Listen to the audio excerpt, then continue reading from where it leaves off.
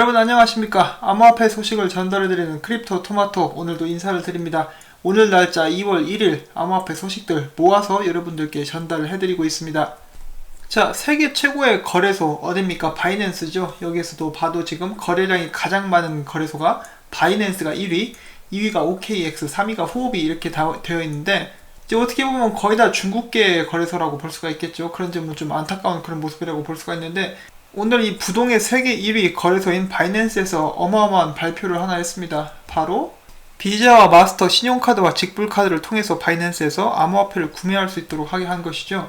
이렇게 해서 바이낸스 계정만 있으면 전 세계 어디에서나 신용카드만 있다면 암호화폐를 구입할 수 있는 그런 서비스가 이제 모든 사람에게 허락이 됐다라고 볼 수가 있겠는데, 대단하죠. 이제 전 세계를 내가 먹겠다, 바이낸스가 잡아먹겠다라고 이렇게 이야기라도 하는 듯한 그런 서비스라고 볼 수가 있겠는데, 레오나르도 디카프리오도 춤추고 있는데 재밌어서 한번 보여드리고 있습니다. 자, 아무튼 이제 지원하는 암호화폐는 4개가 있습니다. 비트코인, 이더리움, 라이트코인, 그리고 XRP 이렇게 4개인데 수수료 있습니다. 당연히 수수료가 있는데 3.5% 그 정도 수수료거나 $10 이 중에 어느 쪽이든 더 비싼 쪽을 수수료로 데려간다라고 합니다. 가져간다라고 하는데 이렇게 싸진 않죠. 3.5% 그리고 $10. 예. 그렇지만 이제 암호화폐 구입이 용이하지 않은 그런 나라에서는 이제 은행이라든지 그런 데서 지원을 안 한다라고 한다면은 신용카드로 간편하게 구매를 할 수 있는 그런 좋은 서비스라고 볼 수가 있겠습니다. 자, 이쪽으로 신규 들어올 사람들 없나? 아직 한번 궁금하네요. 자, 그럼에도 불구하고 이 바이낸스에 대한 정말 좋은 소식, 그리고 제가 개인적으로 바이낸스랑 좌우장평을 되게 좋게 생각을 하고 있는데 좀 약간 야리꾸리한 그런 소식이 있어서 여러분들께 전달을 해드리려고 합니다. 특히나 이제 트론을 가지신 분들께서는 이 영상을 좀 이 부분을 집중해서 봐주시기를 바라고요. 이제 제가 이거를 전달을 할까 말까 하다가 그래도 저는 암호화폐 소식을 전달하는 토마토이기 때문에 제가 보고 들은 것을 여러분들께 이제 공유를 하도록 하겠습니다. 판단은 여러분께서 직접 하시기를 바랍니다. 자, 일단 시작은 이것으로 하겠습니다. 이 탐이라는 사람은 암호화폐 지갑을 그 업체를 운영하는 CEO인데, 이 사람이 SEC의 내부에 아는 사람이 있다라고 합니다. 그 내부자가 이 사람에게 이야기하기를 트론은 쳐다도 보지 마라, 한마디로 이제 트론 사지 말라, 이런 식으로 이야기를 하고 있는데, 이제 이 사람들이 이것만 봐서는 별거 아닌 것 같죠. 그냥 찌라시 거짓말 하는 것 같은데 이 뒤에 정보들이 또 있습니다. 어떤 정보가 있느냐, 바로 바이낸스와 트론이 서로 짜고 가격을 펌핑하고 덤핑하는 그런 것을 이제 수작을 부리고 있다, 더러운 진실이 있다, 숨어있다, 이렇게 이야기를 하고 있는데, 이 이야기를 주장하고 있는 사람들이 바로 전에 트론에서 일을 했었던 직원들이라고 합니다. 자, 이것과 관련해서 이제 더 문제가 되고 있는 게 비토렌트, BTT 토큰 이야기인데, 이 BTT 토큰이 이제 최근에 좀 문제가 많이 있었다고 합니다. 제가 지난번에 ICO 판매가 되었을 때 그 15분 내에 14분 40초였던가 그 안에 판매가 완료됐다고 이렇게 말씀을 드렸었죠. 그것과 관련해서 이제 사람들이 많이 화가 났다라고 하는데, 그 이유는 바로 약 600명이 모든 BTT 토큰 700만 달러어치 BTT 토큰을 독점해서 다 사가버렸다라고 합니다. 그러니까 지금 전체 수량을 600명이 들고 있는 거예요.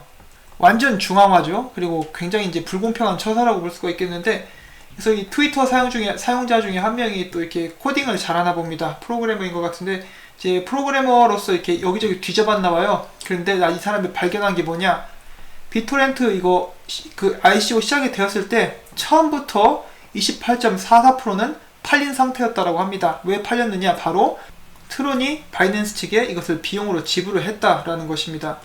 자, 그래서 이 사람이 이렇게 여기저기 뜯어본 결과 이제 바이낸스 측에서 28.44% 그 달하는 BTT 토큰을 들고 있다라고 합니다. 그래서 이 사람이 물어보죠. 왜 이렇게 세일해서 팔아야 될 물량의 28.44%를 당신들이 들고 있습니까? 라고 이렇게 물어보는데, 자, 그리고 이제 아까 또 말씀을 해드렸었던 이제 트론의 전 직원들이 가지고 있다는 이 비밀, 이것이 이제 나중에 터져나오게 된다라고 한다면은 이제 좀 문제가 생길 수도 있다. 자신들이 이제 텔레그램을 통해서 비밀들을 공개를 하겠다라고 했는데, 나중에 이제 좀 범죄에 연루된 그런 일들이 나오게 된다라고 한다면 크게 파장을 미칠 수 있지 않을까 하는 그런 생각을 해봅니다. 근데 제 개인적으로는 이 사람들이 제발 뻥을 치고 있기를 바랍니다. 왜냐하면 지금 안 그래도 시장이 힘든데 이런 식으로 좀, 그리고 또 특히 바이낸스가 연관이 돼 있다라고 한다면은 암호화폐 시장 전반적으로 굉장히 안 좋은 그런 영향을 끼칠 가능성이 크겠죠. 이미지도 그렇고요. 그래서 제발 무사히 넘어가기를 한번 바라봅니다. 자, 저는 이런 소식이 있다라는 것을 여러분들께 전달을 해드렸고요. 다음으로 넘어가도록 하겠습니다. CBO의 바네크 앤 솔리드 비트코인 ETF를 철회했다가 이번에 다시 제안서를 제출을 했다라고 합니다. 자, 올해 안에 과연 승인될 수 있을 것인가? 이제 이것보다는 모든 사람의 관심은 역시 벡트로 모아지고 있죠. 벡트와 삼성 핸드폰으로 모아지고 있는 그런 상황입니다. 벡트가 개장을 해서 이제 지금 세력들보다 더욱더 큰 세력들인 기관들이 들어오게 된다면은 가격이 오히려 안정되지 않을까 하고 이렇게 많은 사람들이 예측을 하고 계시는데, 저도 그 부분에 동의를 하고 있습니다. 그리고 그렇게 되기를 한번 바라봅니다. 다음은 국내 소식 넘어가도록 하겠습니다. 정부가 국내 기업의 ICO 실태조사를 한 결과 ICO 금지 방침을 유지하기로 결정을 했다. 정부는 투자 위험성이 매우 높은 상태라며 ICO 투자에 신중을 기해줄 것을 당부한다고 밝혔다. 그래서 어느 정도 예상을 했던 그런 바죠. ICO로 수백억 원의 자금을 모았음에도 불구하고 사용 내역을 투자자들에게 공개하지 않았던 그런 사람들이 많이 있었고, 정부의 확인 요청에도 대부분 답변을 거부했다. 그래서 이렇게 좀 나쁜 사람들 많죠. 사기꾼들도 진짜 많은 게 현실인데, 이렇게 전부 다 완전히 다 금지를 시켜버리면은 구더기 무서워서 장 못 담그는 그런 꼴이 될 수가 있습니다. 이렇기 때문에 뭐가 나와야죠? 규제가 나와야죠. 규제가 제대로 나와서 가이드라인이 이렇게 마련이 돼야 되는데, 이런 점을 지금 다른 나라는 어떻게 하고 있는지 한번 참고를 해서 이제 적용을 시켰으면 하는 것이 저희들의 바람이죠. 저희도 사기꾼들 날뛰는 건 절대 바라지 않습니다. 그렇지만 이제 진짜 제대로 된 사업마저 이렇게 막힐 수도 있기 때문에 이런 점은 꽤 아쉬운 부분이라고 볼 수가 있겠죠. 자, 다음은 네이버가 국내에서 왜 인터넷 뱅킹 사업을 하지 않는가 라는 짧은 기사가 나왔습니다. 네이버 측은 국내에서 인터넷 사업을 하지 않는 대신 국외에서 핀테크 사업을 계속하겠다라고 밝혔다. 그 이유는 바로 국내 사업 여건이 부실하다. 이것이 이유라고 하고요. 인터넷 전문은행 불참을 결정한 이유는 K뱅크와 카카오뱅크가 이미 선전을 하고 있어서 차별화된 서비스를 제공하기 어렵다고 판단했기 때문이다. 자, 그래서 지금 일본에서 자회사 라인이 엄청 잘 나가고 있죠. 일본과 동남아는 금융 환경이 국내보다 낙후되어 있다. 그래서 자사가 보유한 라인 인프라를 활용해서 다양한 핀테크 사업이 가능하다고 판단하고 있다라고 이렇게 이야기를 했습니다.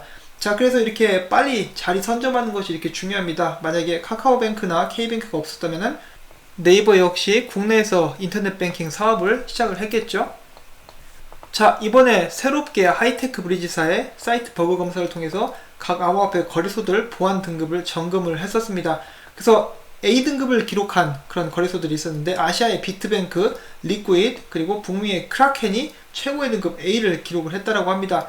자, 그런데 F 등급을 받은 그런 거래소들이 있는데, 유럽의 비트스탬프, 북미의 제미니, 아프리카의 디지파이넥스, 그리고 아시아의 빗썸, 코인원, 코인에그 등이다 라고 나와 있는데, 역시 빗썸, 안 좋은 데는 항상 이름을 올리고 있죠.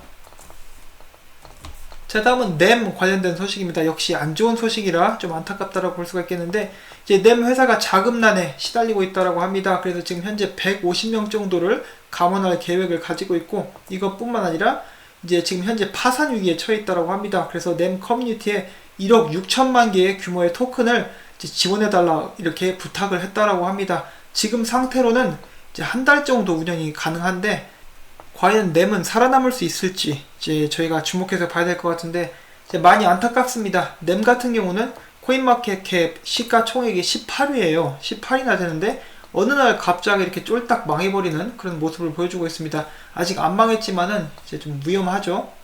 개인적으로 약간 안타까운 부분은 이 NEM 코인이 만약에 실생활에서 지금 이미 사용이 되고 있었더라면은 좀 상황이 달라지지 않았을까라고 이렇게 생각을 해봅니다. 실사용화 정말 중요하다고 생각을 하고 있습니다. 그 다음에 미국 소식인데, 미국에 이제 프라임 트러스트라는 금융사가 있습니다. 여기서 암호화폐 수탁 업무를 무료로 하겠다라고 밝혔습니다. CEO가 이렇게 이야기를 했는데, 암호화폐 커스터디 수탁업소 서비스에 수수료를 부과하는 것은 말이 되지 않는다.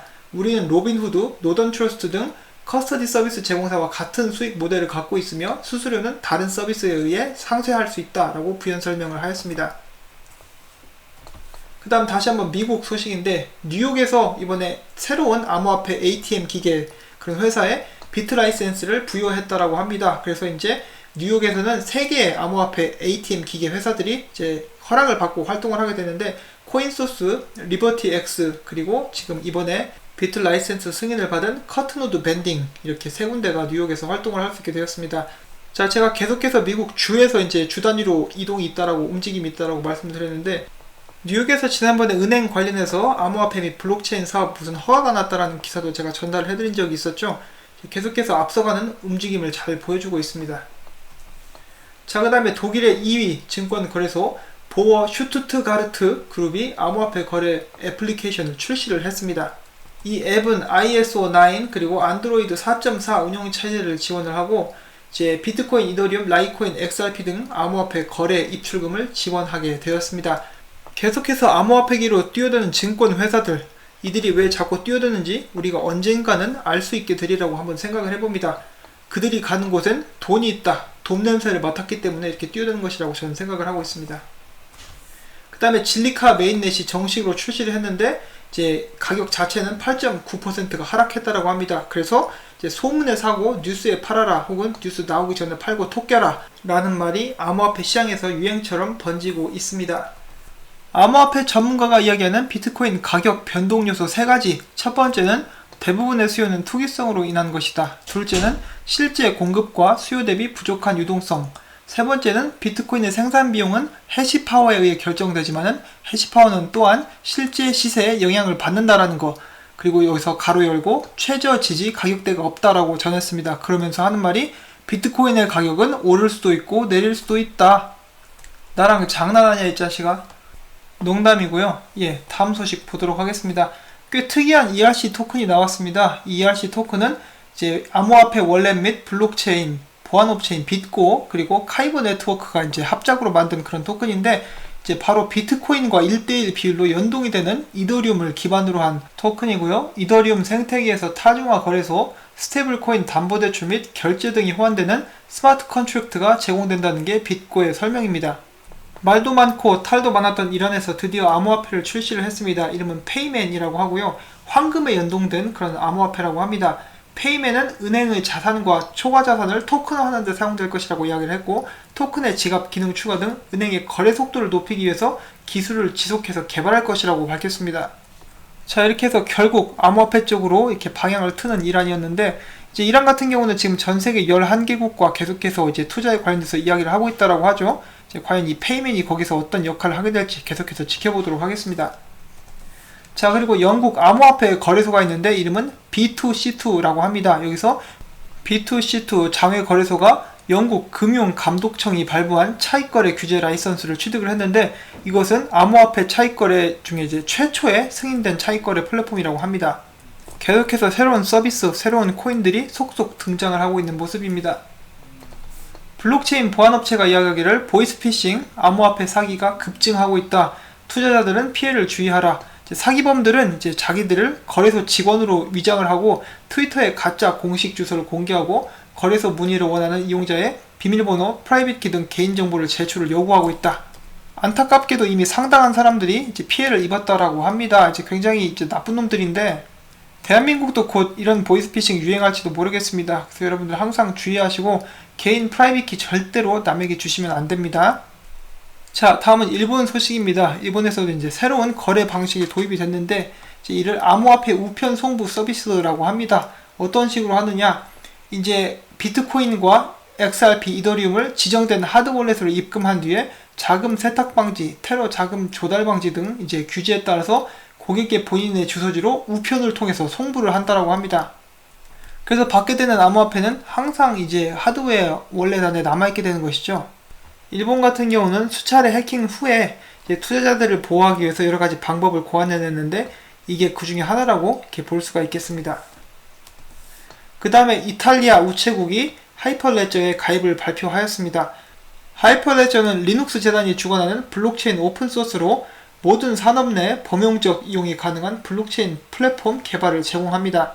꽤 쟁쟁한 이제 기업들이 참여를 하고 있는데, 아메리칸 익스프레스, 시스코, 인텔, JP모건, 딜로이트, 화웨이 등이 있습니다. 자, 다음은 스텔라 루멘에 관한 좋은 소식입니다. IBM에서 월드와이어, 즉 이제 스텔라 블록체인을 기반으로 한 국제 송금 그런 시스템이라고 볼 수가 있겠죠. 여기에서 일할 사람을 이제 뽑고 있다라고 합니다. 사람을 뽑고 있다라는 것은 프로젝트가 진행이 되고 있다라는 말이겠죠. 그래서 스텔라 관련된 프로젝트는 아직도 열심히 이렇게 연구가 진행되고 있는 그런 상황이라고 볼 수가 있겠습니다. 그래서 여기에서 이제 뽑히게 되는 사람은 IBM 블록체인 파이낸셜 솔루션에 관해서 이제 고객들에게 이야기를 하고, 관련된 지식을 이제 적극적으로 제공을 하는 그런 역할을 하게 될 것이라고 합니다.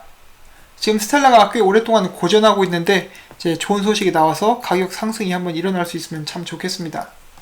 자, 그 다음 소식인데 이제 미국 시카고에는 미국 남부 스타일의 그런 음식을 제공을 하는 뷔페가 있다고 합니다. 꽤 유명한 고기 뷔페인데 더스티라고 해요. 더스티라고 하는데 여기서 암호화폐를 받아주고 있다고 합니다.